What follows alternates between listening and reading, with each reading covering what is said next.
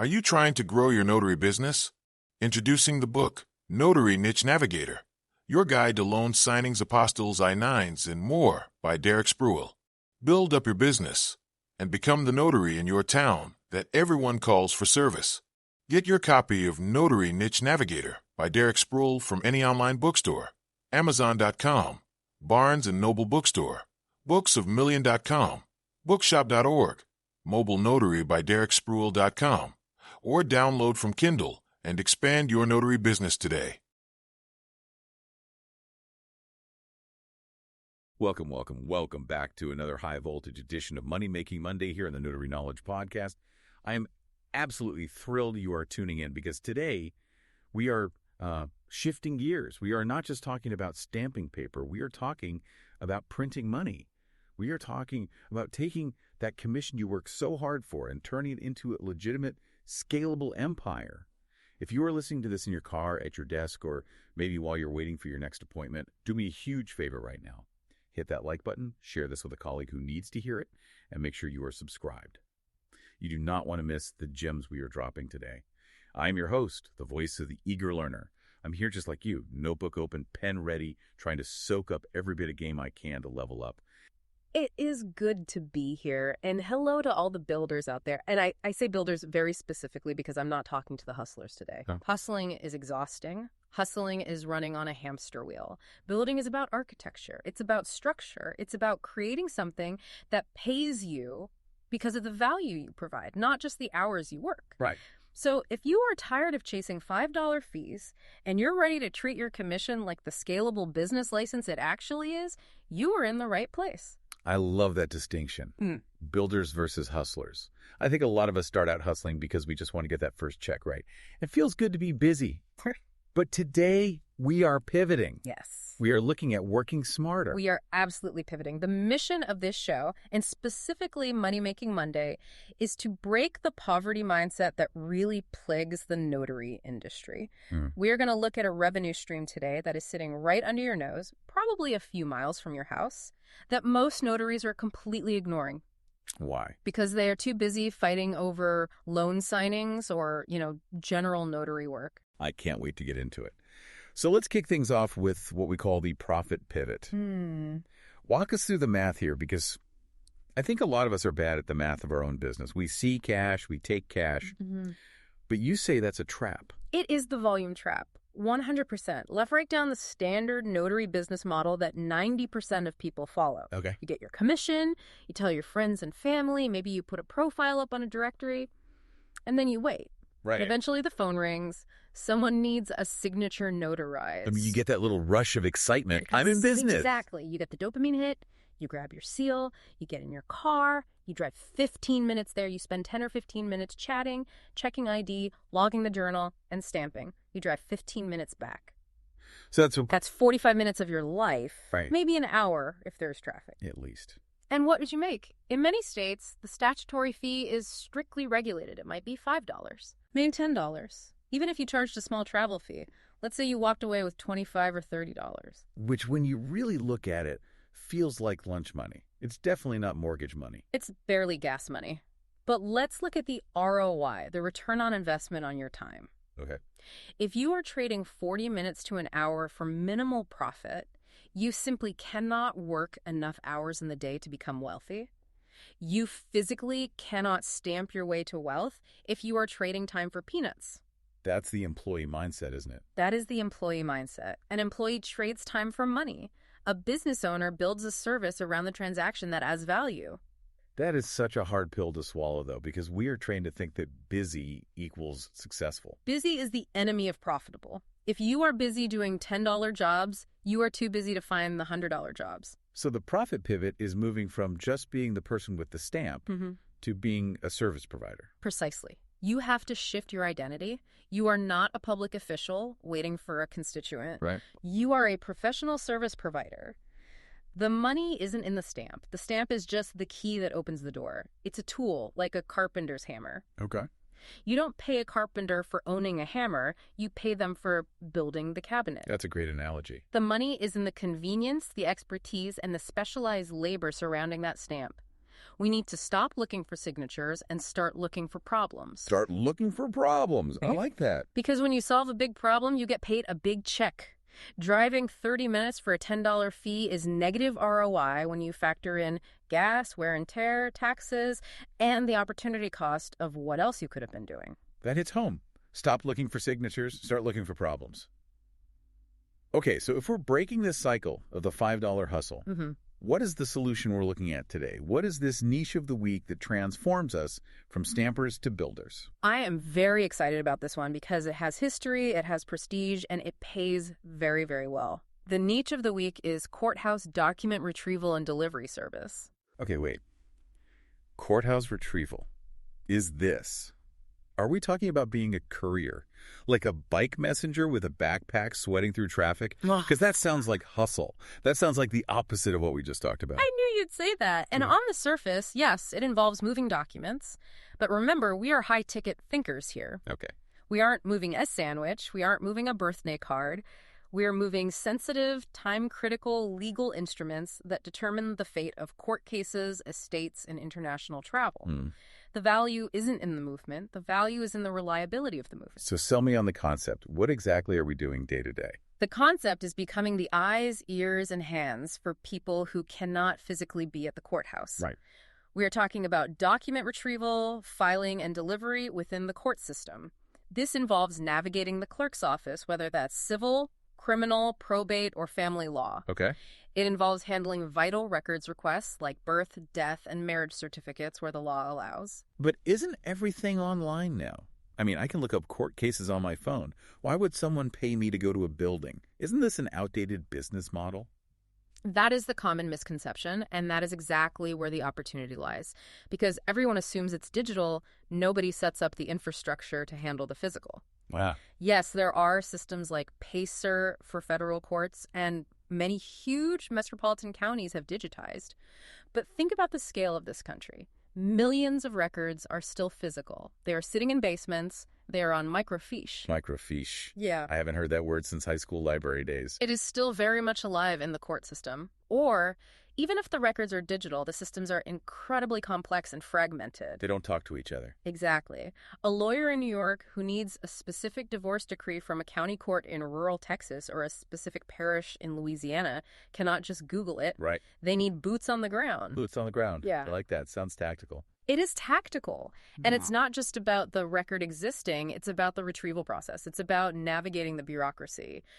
We have giants in this industry, companies like Metro Legal Services, which was established way back in 1969. Wow. And Knox Services, established in 1972.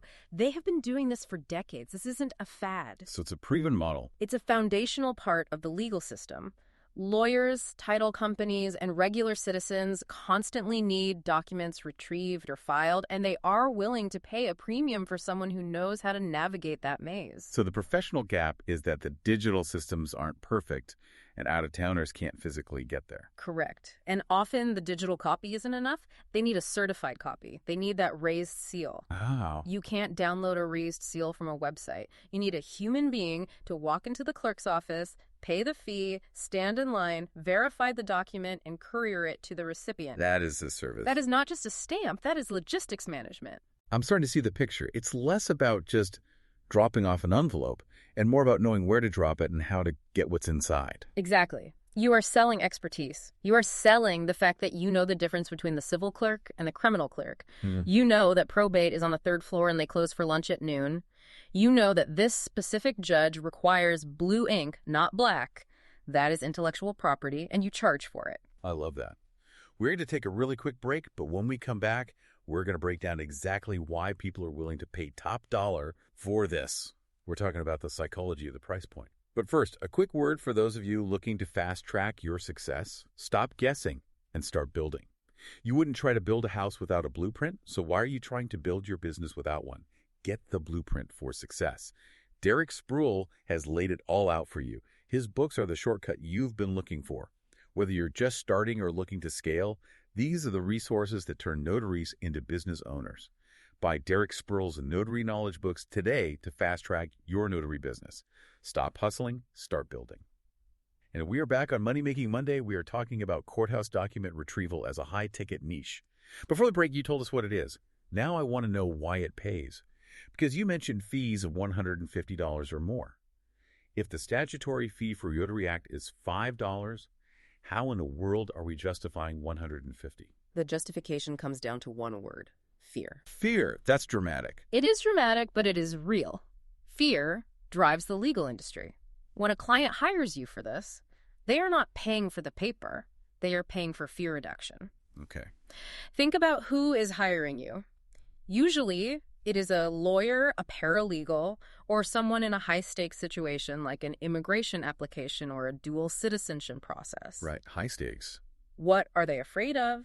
They are afraid of rejection. They are afraid that the clerk will reject the document because of a minor formatting error. They are afraid of time delays. Mm-hmm. If a lawyer needs a document for a court hearing on Friday and they don't have it, their case could fall apart. They could be sued for malpractice. Wow, okay. A professional retriever ensures the document is correct before it leaves the clerk's desk. You are the quality control. So you're the safety net. You're the one checking to make sure the I's are dotted and the T's are crossed. You are the safety net. And then there is the urgency factor. We see companies like Same Day Process. Their entire business model is built on speed. Right. They complete retrievals in 24 to 48 hours. Speed commands a premium. If I need a birth certificate to get a passport for a flight next week, I am not going to pay the state $20 to mail it to me in 6 weeks. No way. I am going to pay you $150 to get it to me tomorrow. That makes total sense. It's the same day premium. It's the difference between standard shipping and overnight express. Right. And then there is the complexity. You mentioned earlier, can't I just go online? Yeah. Have you ever walked into a massive county courthouse? It's intimidating. It's like a maze. You go through security, take off your belt, put your bag through the scanner. There's signs everywhere, people running around in suits. I never know which window to go to. I always feel like I'm in the wrong place. Exactly. Courthouses are mazes designed by bureaucrats. And regular people, the confused citizen, they don't know that the family law records are kept in a separate building down the street from the criminal records. They don't know the difference between the county clerk and the court clerk. When you charge that fee, you are selling your ability to navigate the maze efficiently. You're selling expertise. You are selling the fact that you know the jargon. You speak the language of the clerk. That's huge. It's like paying a guide to get you through the jungle. If I don't know the way, I'm going to get eaten, or at least yelled at by a clerk. Being yelled at by a clerk is a rite of passage, but we charge to avoid it. And let's talk about the concierge aspect, specifically the chain of custody. This is a term you hear a lot in logistics. Companies like Speedy Logistics talk about this. Okay. In the legal world, a lost document isn't just an inconvenience. A lost legal document can result in a mistrial. It can mean missing a statute of limitations deadline. Oh, wow. So if I drop the ball, the lawsuit could literally be thrown out. Correct. That is why this isn't food delivery. This is professional legal delivery. Chain of custody means you are documenting every step. You have intake rules. You are tracking signatures. You know the filing cutoff times. You know if the mailroom is allowed to sign for it, or if it has to go to a specific judge's chambers. That level of detail, that security, is why you charge a concierge fee. So it's not a delivery fee? No. You are essentially an armored truck for paper. So let's talk numbers. How do we structure this invoice? Because I don't want listeners to get this wrong and undercharge. This is the strategist part. Do not bill by the stamp. If you bill by the stamp, you look cheap. You look like a commodity. Yeah. You bill a concierge fee or a courier and research fee. That is your base. That might be $100 or $150, depending on the distance and urgency. Got it. That covers your time, your gas, your expertise, and your navigation of the maze. Then you add the statutory notary fees on top of that if notarization is required. So the invoice says research and retrieval services, Yeah. $150, and then notary fee, $5. Exactly. And the client is happy to pay it because the value is in the retrieval and not the stamp. You are securing the evidentiary chain of custody. You are solving the problem of distance and complexity. That is a complete mindset shift. It's decoupling your value from the government-regulated fee. 100%. You are a business owner providing a logistics solution. The notary commission is just a credential that allows you to handle certain parts of that transaction. It's the key. It's the badge that gets you access, but the business is the service. Okay, so we're sold on the why. Now I need the how. This is the expert segment. I know there are traps here. For example, if I go retrieve a document, can't I just photocopy it and stamp it certified? That seems easiest. SOP, stop right there. That is the sound of a notary losing their commission. Okay. Why? I see people ask this all the time. This is the biggest trap in this niche. We have to talk about copy certification. Uh-huh. In the world of notaries, this is a minefield. You must know your state laws. Some states allow notaries to certify copies of certain documents, like a diploma or a passport. But many states, New York, Michigan, Ohio, North Carolina, strictly forbid notaries from certifying copies. So you just can't do it. You simply cannot do it. If you're in one of those states and a client asks you to certify a copy of their passport, you have to say no. You have to say, I cannot perform that act as a notary. You have to stand your ground. But here is the bigger red flag. Vital records. Birth certificates, death certificates. Marriage licenses. In almost all cases, regardless of your state, a notary public cannot certify a copy of a vital record. Why is that? It seems like it would be helpful. Because the agency holds the original. The county clerk or the Department of Health holds the master record. Only they can issue a certified copy of a birth certificate. If you take a birth certificate, put it on a Xerox machine, and stamp it certified, you are effectively counterfeiting a government document. So don't do that. Do not do that. That is how you get in serious trouble. Okay, loud and clear. Do not certify vital records. But you said this niche is about retrieving these documents. So how do we facilitate this if we can't certify them? Great question. There are two paths. Path one, you are simply the courier. You go to the clerk, you pay the clerk's fee, and the clerk gives you a certified copy that they produced. Got it. You are just the delivery mechanism. That is safe. You pick up the official package and you deliver it. Okay, that's easy. That's just logistics. Path two. The client has a document, let's say an old diploma or a contract, and they need a notarized copy, but your state doesn't allow you to certify it directly. This is where the strategist move comes in. It's called copy certification by document custodian. Break down that term. Document custodian. Who is that? The document custodian is the person holding the document, usually your client. Instead of you certifying the copy, the client writes a statement. What do they write? They write, I, client name, certify that this is a true and accurate copy of the original document in my possession. They sign that statement. And then what do I do? You notarize their signature on that statement. So I'm not touching the copy itself? You are not notarizing the copy. You are notarizing the affidavit about the copy. This allows you to facilitate the transaction legally without violating state laws regarding copy certification. You're witnessing their statement. You are witnessing the signature of the custodian, not validating the document itself. That is a powerful workaround. It keeps us in our lane, but still solves the client's problem. Precisely. And this comes up constantly with high-ticket requests. Think about apostilles. Apostles are for foreign documents, right? Authenticating them. Correct. If someone wants to get married in Italy or work in Spain, they need their U.S. documents authenticated for foreign use. That process starts with retrieval.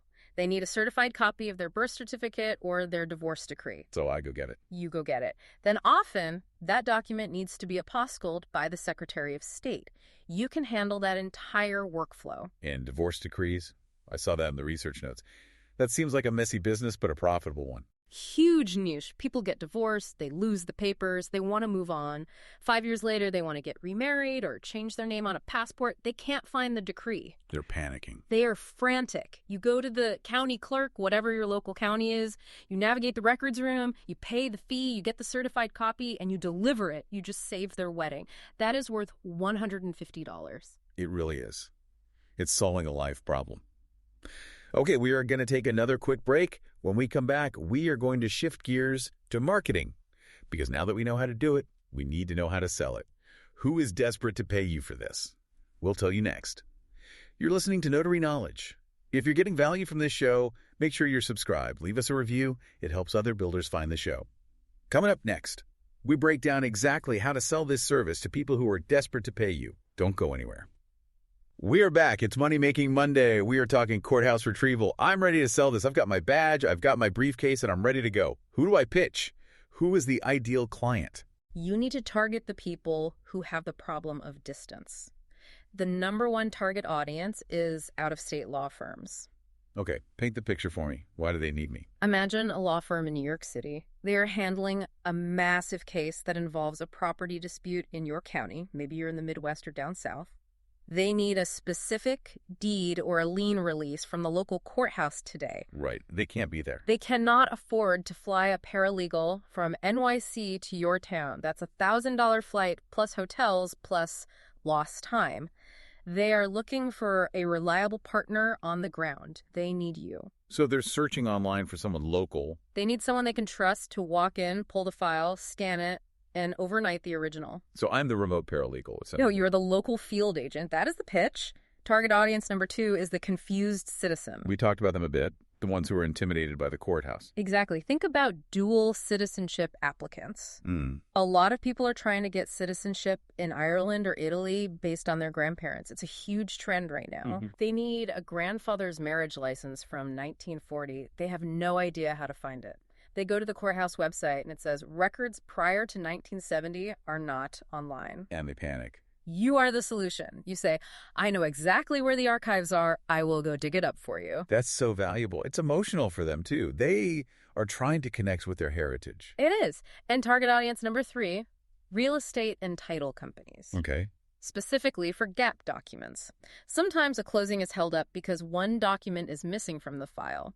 A death certificate of a previous owner or a satisfaction of mortgage. And if that's missing, the whole deal can fall apart. If you can be the person who runs to the courthouse and clears that title condition, you are the hero of the closing. So how do I position myself? Because if I just say I'm a notary, they think $5 stamp. Stop calling yourself just a notary public on LinkedIn. That is a feature, not a benefit. So what should I call myself? Call yourself a legal support specialist or a field agent. Field agent? That sounds cool. It sounds proactive. It sounds active. And that is the mobile advantage. We saw this with successful brands like Happy Valley Mobile Notary and Notarized by Rick. Their whole branding is about active service. In-office notaries are passive. They wait for clients to walk in. Mobile providers go to the problem. You go to the records. You handle the headache. And professionalism is key here, right? Yeah. We aren't showing up in gym clothes. Absolutely not. You look at the standards from the PRRN, the Public Record Retriever Network. They emphasize knowing the agency hours, maintaining relationships with the clerks. Don't be the annoying person cutting the line and understanding the documents. If you are charging professional rates, you must look and act the part. You are an extension of that law firm. If you look sloppy, they look slappy. Okay. I want an actionable tip. What can I do tomorrow to get a client in this niche? Here is the strategist move for tomorrow morning. Go to LinkedIn. I want you to search for paralegal, but filter the search for law firms in neighboring states. If you are in New Jersey, look for paralegals in Pennsylvania or New York. If you are in Nevada, look for firms in Arizona. Okay, got it. So find them. Then what? Send them a connection request with a simple message. I am a legal support specialist and field agent in your county. If you ever need boots on the ground record retrieval or filing in my local courts, I can handle it within 24 hours. That's it. That's it. You are planting a seed.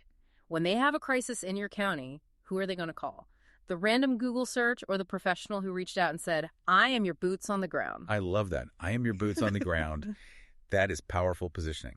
All right, we're heading into the home stretch. We have given them the strategy, the niche, and the marketing plan. Now we need the weekly challenge. You know I love homework. We don't just listen, we execute. That's right. Here is your assignment for the week. I want you to identify the 3 closest courthouses to your base of operations. That might be a municipal court, a county clerk, and maybe a federal district court. Okay, 3 courthouses. Yeah. Then what? Go visit them physically. Walk in, find the clerk's office, ask for their fee schedule for copies. How much is a certified copy of a marriage license? How much per page for civil records?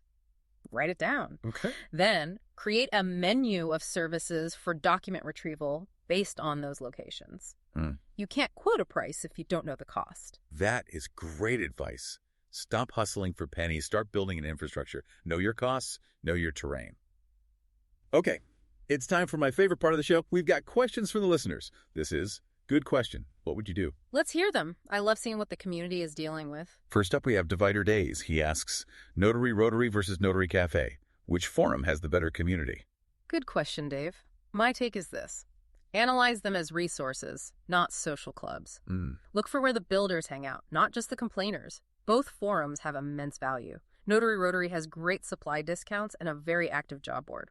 Notary Cafe has deep technical discussions where you can learn a lot about state laws. But be careful, don't get sucked into the pity party threads where everyone complains about low fees. Use them to network, find answers to technical questions, and get out. Focus on actionable networking. Love that. Focus on the builders.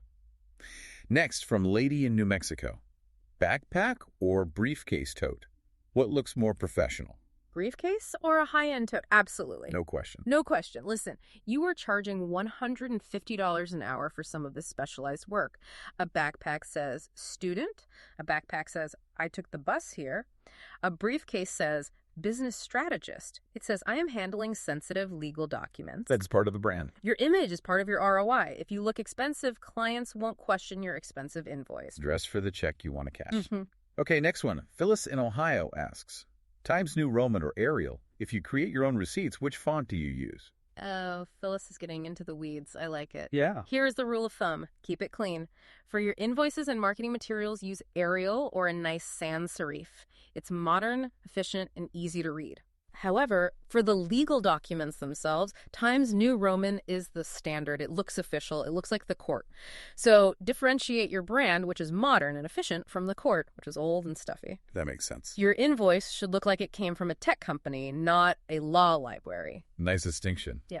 Genevieve in Washington asks, talking during the signing, do you make small talk to ease tension or stay silent to focus?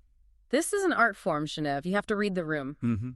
Controlled small talk builds rapport, which leads to future business.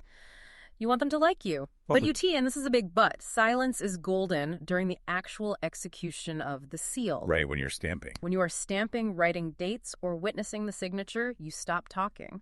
Mistakes happen when you are chatting about the weather. You are the authority. Guide the energy. Chat during setup, focus during execution. Guide the energy. I like that. Last one from Gary in Minnesota. Portable scanner in the car, essential tool or waste of trunk space? Essential. Gary, it is non-negotiable, especially in this retrieval niche we discussed today. Why so essential? It enables standbacks. In the retrieval niche, the client wants the digital copy immediately while the physical copy is in transit via FedEx. Ah, of course. If you can scan that document in your front seat and email it to the lawyer 5 minutes after walking out of the courthouse, you have just created instant value. And it probably gets you paid faster. It absolutely speeds up payment. Get the scanner. There you have it, folks. Straight talk from the strategist. If you have a question for a future show, or if you tried the boots on the ground LinkedIn pitch and got a client, we want to hear about it. Email your questions and success stories to derek@dereksproul.com. We will try to answer as soon as possible at the end of our future shows. And remember, this niche ties right back into the loan signing agent training we discussed in previous episodes. Right. It's all about stacking skills. You learn loan signings, you learn courthouse retrieval, you learn apostles. Suddenly, you aren't just a notary, you are a full-service legal support agency. Absolutely. Keep stacking those bricks. Keep learning. Keep earning. And don't just hustle, build. We'll see you next week. Executive producer, Derek Sproul. Written by Marylyn Lee Trotter. Graphics and illustrations by Eddie Montes Travis. Produced by Magnificent Works Business Solutions, Inc. Since you started your notary business, strive for excellence. Introducing the book, Notary Operational Excellence by Derek Sproul. Build your business on a beacon of precision and trust with expert advice. Check out Notary Operational Excellence by Derek Sproul from Amazon.com, Barnes & Noble, Books of Million, Bookshop.org, Mobile Notary by DerekSproul.com, or download from Kindle today.